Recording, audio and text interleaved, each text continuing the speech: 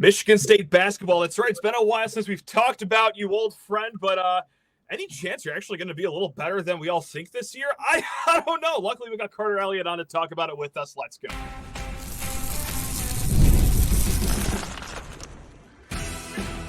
You are Locked On Spartans, your daily podcast on the Michigan State Spartans, part of the Locked On Podcast Network, your team every day. Today's episode is brought to you by Gametime. Download the Gametime app, create an account, and use code LOCKEDONCollege for $20 off your first purchase. Terms apply.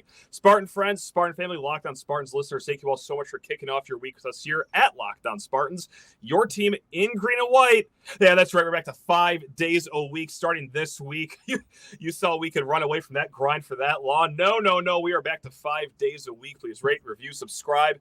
Have yourself a great time commenting below on YouTube how you are feeling about this upcoming season. And guys, it's Carter Elliott. You know him, Sleepers Media, Spartans Illustrated, friend of the program, friend in real life. This is truly a one-of-one guy that we have on with us.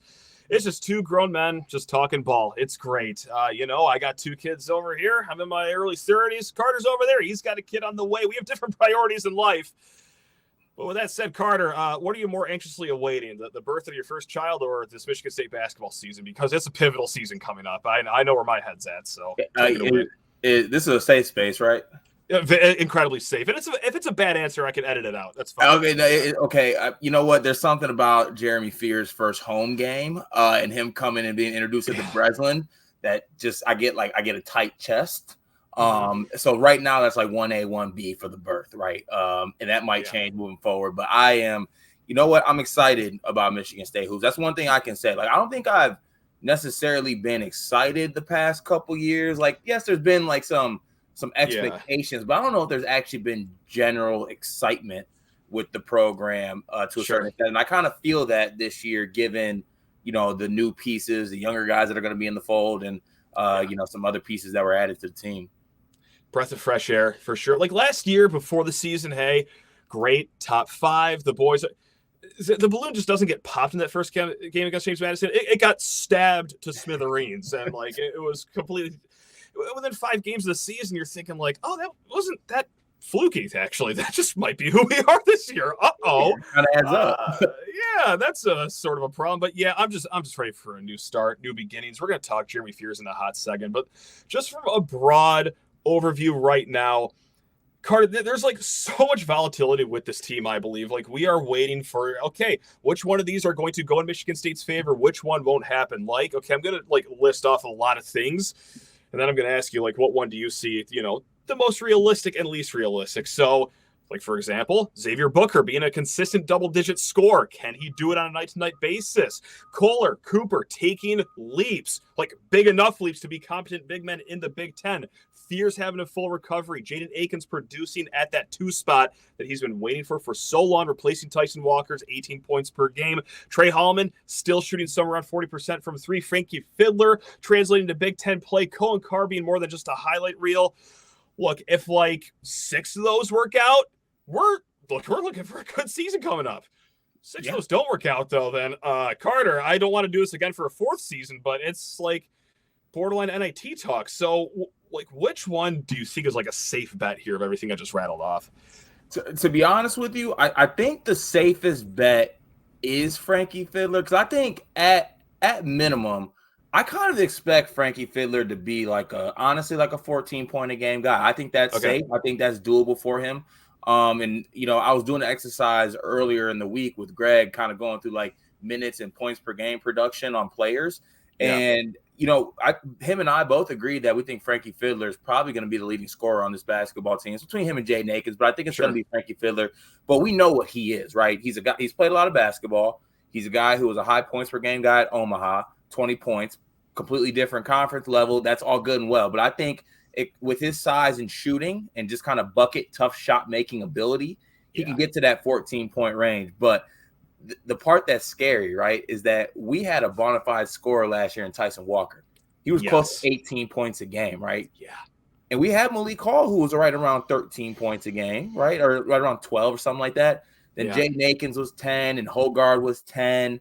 And, we only averaged like 72 points a game, right? 72 points. The offense was stagnant.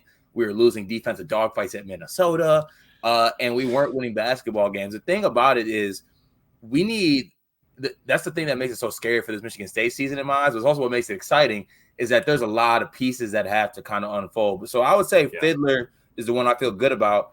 And honestly, second, I actually feel good about Jeremy Fear's progression, right? Okay. Like I truly do, because you got to look at it like this. He was robbed of a year last year, unfortunately, right? Yep. It's that year back. If we went back into last season and we came on this episode and I was like, Jeremy Fear's averaged, let's say as a freshman, like 5 or 6 points or 5 assists, let's say, we'd be feeling so good about him coming into this year. I think those same kind of expectations need to be the baseline for this year, while also having some higher expectations. Because look, even if the offensive game does not come around, I think Jeremy Fears is a competitor. I think he is a great passer, not just a good. I think he is a great passer that we could have some lineups with 4 shooters around him, possibly. Like maybe have Fiddler, Akins, go small, like Fiddler at the 4, Book at the 5. Put a bunch of shooters around a great passer like Jeremy Fears. I think that makes the whole team better. But, you know, then you get past kind of the Fears and Fiddler, and we got to be like, all right, we need Jaden Akins to step up at the 2, which it's like, big time. You know, we've been waiting. It's like, you know, we were waiting for NCAA 25 to come out, and it delivered, right? Yes. I need Akins to deliver on an NCAA 25 football game coming out and make the 2 position great again. I know. And like this feels like a coronation too. Like he's waited 3 years for that role. He waited his turn to play this role. He does not have to play the 3 on this team. We have Fiddler at like 6'5" to play the 3. He finally gets his way, and it would just be a damn shame if it disappointed. Like I don't want it to disappoint. I want it to work out for him. For me, like the biggest thing I'm concerned about, and like this probably isn't, some shock to anyone that's ever listened to this podcast. I'm between 2, like Coen Carr, like can he be more than just a highlight reel? Like, and don't get me wrong, like that's fun. He's still one of the most electric players, and like even if he stayed that his sophomore year, like there's still a good basketball player in there. But I wouldn't be upset if he, increased his jump shot or was a little more sound on defense. But nevertheless, can Kohler and Cooper make a big enough jump? Yes, like they can make a jump, but man, like this isn't the Summit League. Like this is the Big Ten. Yeah. Center play still matters in this conference. I mean, against all odds. And like, can they do enough? I don't know.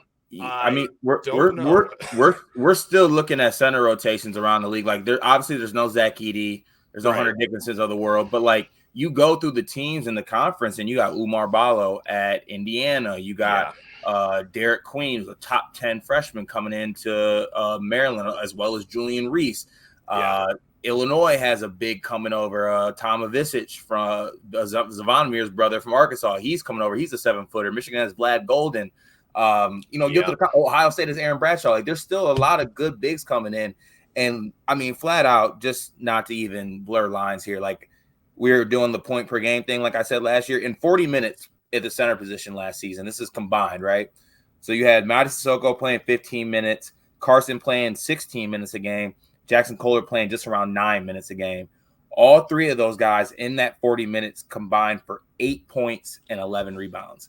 I mean, I get it. I'm not expecting these guys to be world beaters, but at a certain point, like that's unacceptable if you're going to play. Like you have to produce more than that in your time on the floor. And, Tom made it very evident that he expects those guys to take jumps this year, right? That's why he didn't bring in some big center. He wants those guys to make a jump. So it'd be nice if they, we're like, okay, our coach believes in us.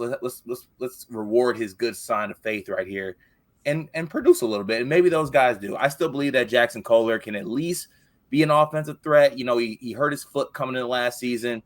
Carson Cooper, there's something there. And then I guess we got to see what Big Zapala does. If there's one thing that he can, kind of hang his hat on, that's a massive human being. Yes. So that works. Yeah, it does. And like, look, I mean, I'm glad you brought up the Jaxon Kohler foot thing again, because I do want to make it very clear, like that certainly impacts the guy, and not just like, that he has a hurt foot, but you miss all those developmental games against the Alcorn States of the world and all the other just not great teams. But nevertheless, fresh slate, Let's make it count, or I'm gonna just cry a lot this offseason. Carter, this has been a 10-minute conversation so far. I think I've already went through the roller coaster of every emotion 2 full times. This is good. This is healthy. This is great. I'm sure we're all having a good time right now. We're gonna get to the positive side of things here. We're gonna talk Frankie Fiddler, Jeremy Fears, but first, I'm so sorry I got to do this. I got to talk to people's ears off about eBay Motors because, folks, we all know it. It's passion, drive, and patience. That is a formula for winning championships, and it also is what keeps your ride or die alive.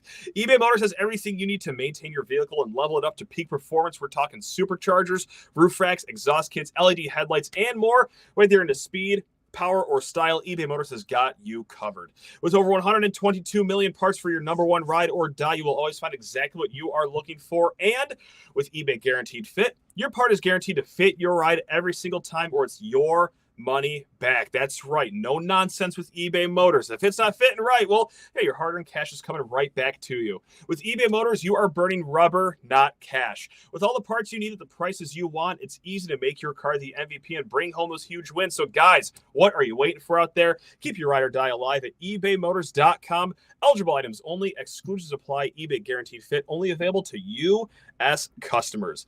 Now, let's drag him back on here. It is Carter Elliott of Sleepers Media, of Spartan Illustrated, and Carter, like, I'm not going to, come off as like, hey, this is some grand sweeping take and we're geniuses and we're really swinging for the fences here. But the big question with Frankie Fiddler is, can it translate from Summit League play at Omaha to Big Ten play? I am one that thinks very confidently that, yes, he can. Just like you mentioned the first segment, physical bucket getter, makes the tough shots. And my favorite stat to point out, gets to the free throw line 7 times per game. A Spartan has not done that since the 2019 season. Big Ten refs like sending people to the line. Michigan State hasn't got that memo the last few years. So, hey, points are points. Any way you slice it, I think it'll work here in Big Ten play. You, sir, I think you're in the same boat because I saw a fancy little graphic on Twitter that said, one Carter Elliott thinks that one Frankie Fiddler can be first team all Big Ten. Are you just high in the green and white supply, or are you seeing the vision here, Carter? I love it. No, I can see the vision because, look, this is the thing. He averaged 20 points a game in Omaha, and he had all tough shots. Yeah. He had all tough shots, and with all due respect to Omaha, whatever their mascot is, the rest of that team was very, very bad, okay? Just like straight up, they were kind of bad. So, like, on a night-to-night basis, teams were throwing 5 guys at Frankie Fiddler, right? And guys that transfer up, the ones that scare you the most are like scores that are undersized. Like even prolific scorers like Tyson Walker, he took a year just to get adjusted, right? Like he needed a year just to get used to being at that level. For Frankie Fiddler's, a good thing for him is that he's 6'5", right? Like he's not an undersized guy, and he had to shoot all these tough shots at Omaha. You know what could help him out? Maybe a backcourt that can create. Maybe Jeremy Fears getting Frankie Fiddler an open shot will help him just score at an easier clip. I believe that if he's able to get enough good shots, I think he's going to hover around 40% from the 3-point line. And I think Jeremy Fears can create from him. I think that hopefully like a guy like Jay Nakins can take some pressure off of him. Yeah. And if you take a little bit of pressure off him, I think that'll help him get some easier buckets and be able to get to the line and do things. And then on top of that, when all goes awry, end of the shot clock, here you go, Frankie. Go do the Omaha thing. Like go score on that guy. Yeah, go ahead and do your thing and go try to get a bucket. And I think it's gonna work out. And look, I know I tell myself not to do this every single year. Do it. But I'm gonna do it. I'm gonna do it. He's leading Moneyball in scoring. I'm sorry. And he's shooting it from half court. I know. I get it. It's Moneyball. They let anybody in Moneyball nowadays. I'm pretty sure I could get a couple runs in there. But with that said, he is scoring. He could be not scoring, and we could be freaking out. But he is. I know. It like a moth to like those little like bluish lamps that zap him dead every single time. Like I don't know how I keep flying away alive. But I will go right back into it every single time with Moneyball. I think the other night it was Jaden Akins, perhaps Trey Howman, and Frankie Fiddler all score north of 40.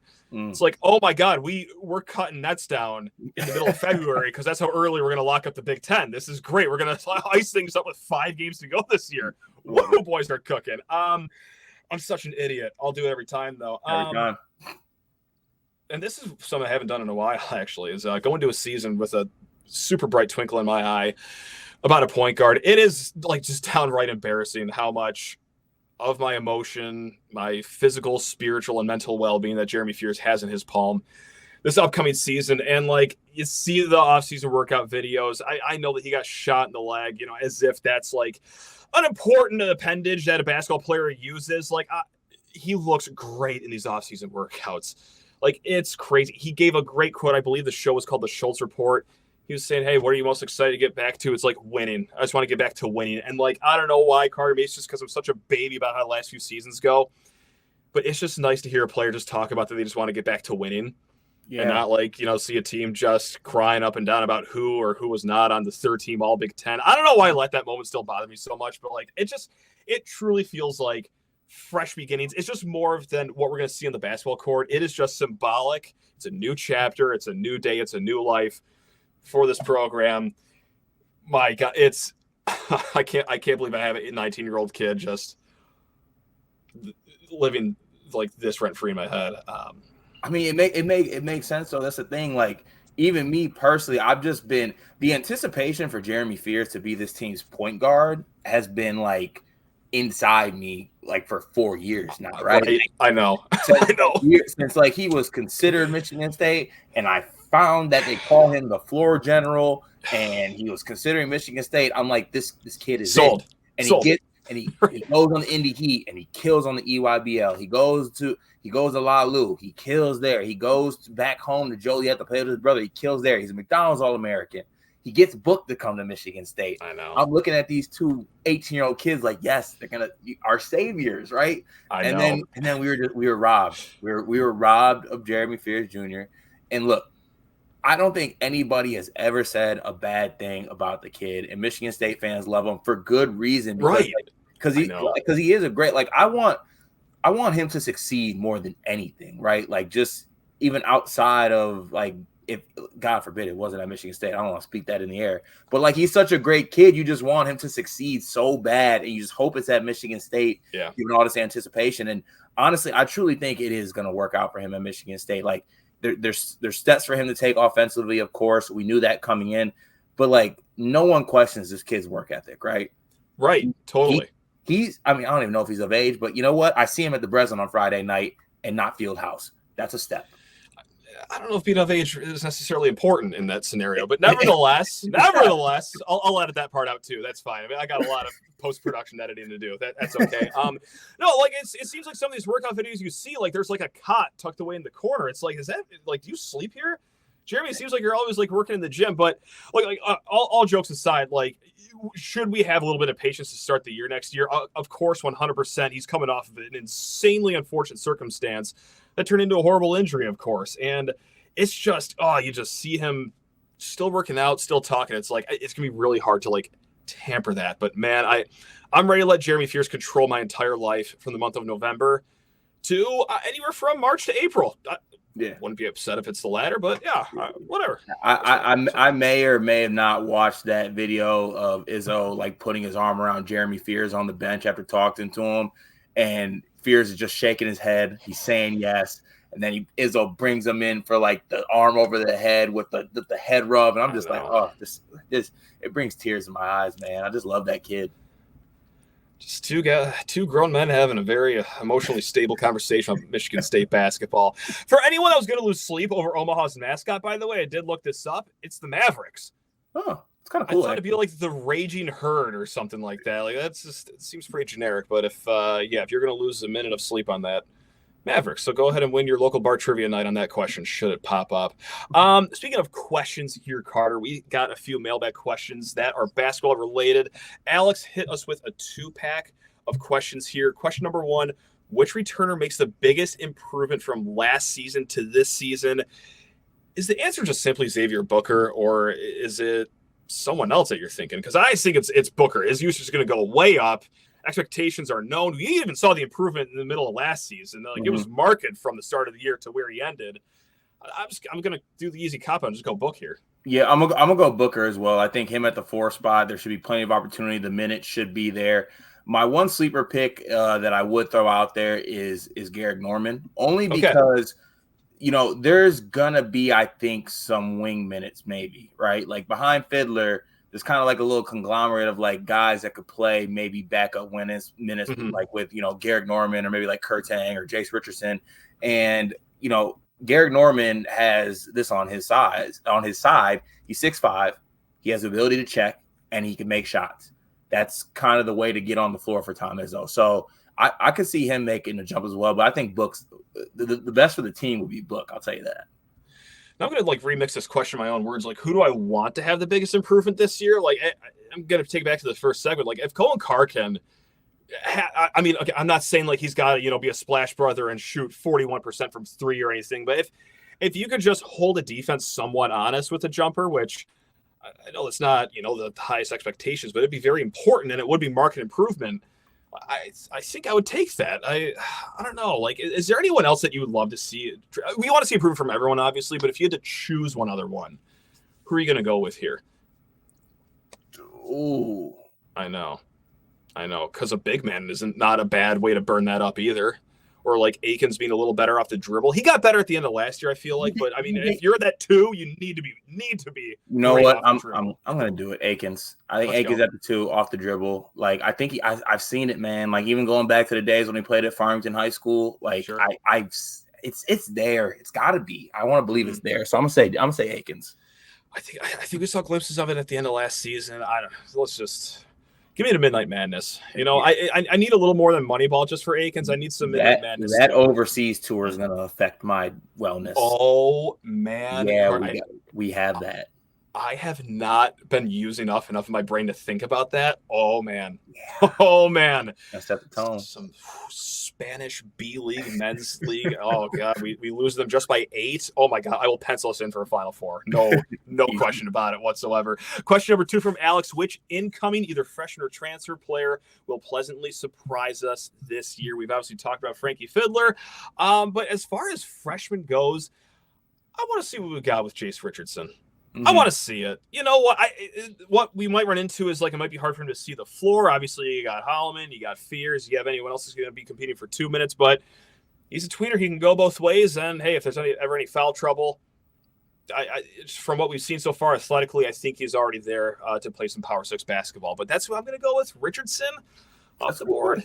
That's a good. Who are you going to go with here? I like the Richardson shot because I've been hearing good things about him at practice too. Yeah. So I think I'm gonna go Kurtang now. I'm gonna go Kurtang. You know what? Call it the Josh Langford syndrome. I'm a sucker for a good mid range, and Kurtang has that. As if Michigan State doesn't, run 80 sets that are geared towards mid-range jumpers. Was there ever a doubt with that commitment? Hey, this kid is really good at mid-range shooting. Come to the only college in the nation that is still putting emphasis on 14-foot jump shots. We have a spot for you right here, young man. We got a floppy set that's going to get you the meanest elbow jumper you ever seen in your life, young man. Come on and get some of the glory. You don't have a dorm. You don't have an apartment. You live right here on this elbow. Yes, Langford's footprints are still there if you squint hard enough. They are right there, and we could change those to your shoe size right now, young man. James writes in, who gets the most playing time in order? It's Garrick, Fiddler, Kurtang, Jace Richardson, or Coen Carr. I think Fiddler is obviously, going to be the one going away with most playing time. Mm-hmm. But let's do this for the question of the new guys, or I shouldn't say new because Garrick's been here, obviously, but of the first-year players, I guess we'll call it, Garrick, Kurtang, and Jace Richardson. Where do you see that pecking order between the three of them? Kind of blurring lines with positions, but nevertheless, yeah. How do you see it? I think the path is more there for Garrick because I see Jace and Jason Kurtang is more like 2 guards or combo guards. And, Trey Holloman was pretty good last year, right? Yeah. So you expect him to get a lot of those backup guard minutes. So I just think there's more of a path to back up a wing player here, which is why I go with Garrick Norman. And honestly, I think it's going to come down to, I think DK actually talked about it to us for a little bit.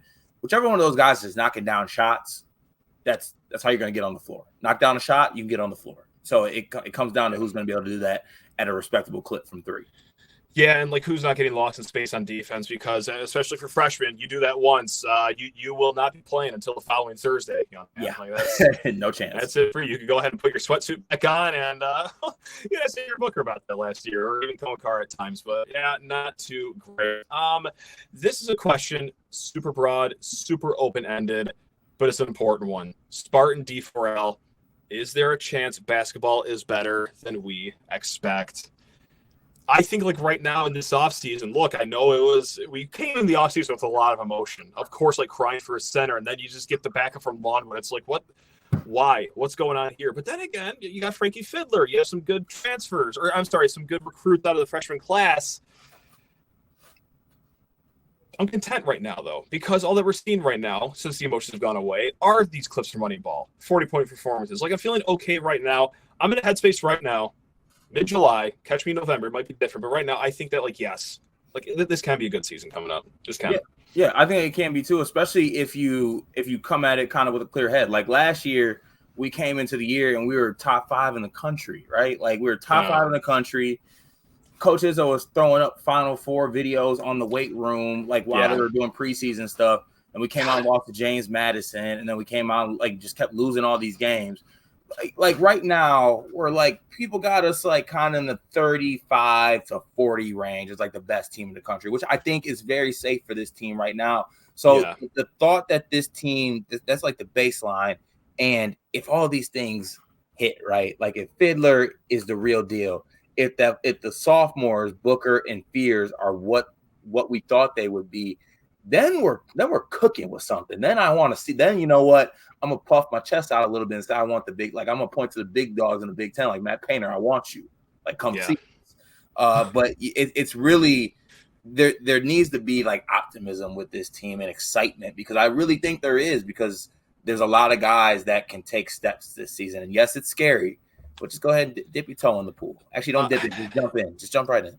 Yeah, I know when like the weeks start coming up to the season, like I know I'll be using that S word a lot more, scared, just because like it could go anywhere between just like a home NIT game and then like a top 4 seed in the NCAA tournament. Like this is like as out of control as I can remember an offseason being, as far as like what are the expectations. Like they could be sky high or down low. But right now I'm just going to enjoy the Moneyball clips. I'm going to enjoy the 40-point performances that we're seeing seemingly every night. And speaking of Moneyball, I just want to end on this right here. They always say, save your hardest question for the last question.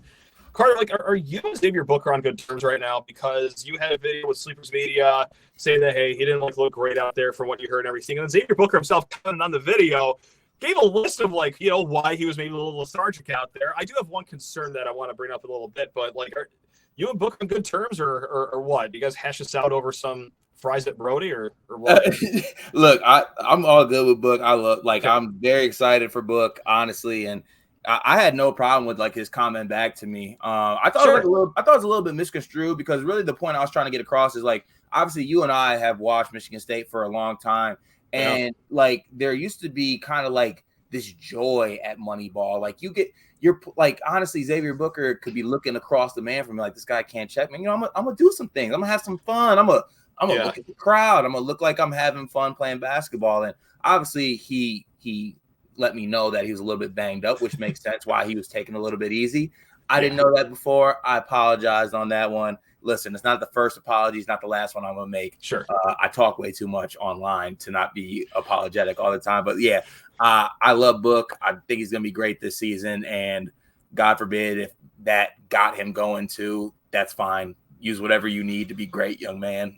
Please do. Because I was just going to say, his first 25-13 game, we could actually all thank Carter Elliott, because, he will be absolutely. I hope he does that and puts me a picture of me looking stupid and like his IG photo dump and like blame this guy. And I'd be like, thank you, Jesus. Yes. You got it, young man. That's right. No. So just like you said, mentioned that he was a little banged up. He said that he had a long day in this comment. I'm paraphrasing, of course, but there was one little piece of that comment that had me concerned. He was like, it was also an 8 p.m. tip. It was late. So, like, that's not 1:30 in the morning. Like you play games in the season that tip off at 9. Like it. Surely that this isn't actually a reason why you're not fired up the player. Otherwise, we're gonna have some issues this upcoming season. Yeah, Mr. Booker. I was scared of that one. That one caught me off guard. I was like, 8 p.m. is not late. It scared me a little bit, but it's all in good fun, I think. Yeah, no, I'm just like 90% kidding about that. Obviously, we're very high on Booker. We hope the best for him this season. And yeah, if a guy's just like, taking a little off at Moneyball, whatever, man. Who can blame him? God, as long as we're saving up for the 30+ games in the fall and the winter, like that's all that matters. Yeah, I don't care. And at the end of the day, I love those dudes. I want nothing more than for Michigan State basketball to be good. Like, no matter if I'm critical, happy, whatever. Same. Like, and that at the end of the day, a win against anybody that steps across from us is one of the best things that happened to me during the week, and I love that feeling. And it'll always be that way for me, for you, and for a lot of the listeners out there too. This is the real sicko committee here, listening in, talking about Michigan State basketball for 30 minutes in the dead of July. Carter, I think I'm excited for the season. I think. No, Matt, we're excited. We're excited. We're excited. I'll edit that part out too, and I'll just say right here, I am excited for the season, Carter. This is great. I'm so excited to again, maybe talk to you every once in a while between now and the start of the season. Always a delight talking to you. I know it's not just me thinking that; it's the viewers and the listeners. Everyone loves you, Carter. Even Xavier Booker. That's true, folks. I love you as well. Take care of yourselves. Enjoy your week. Again, we're back to 5 days a week. The grind is back on here at Locked On Spartans. But until next time, love you all. Go Green.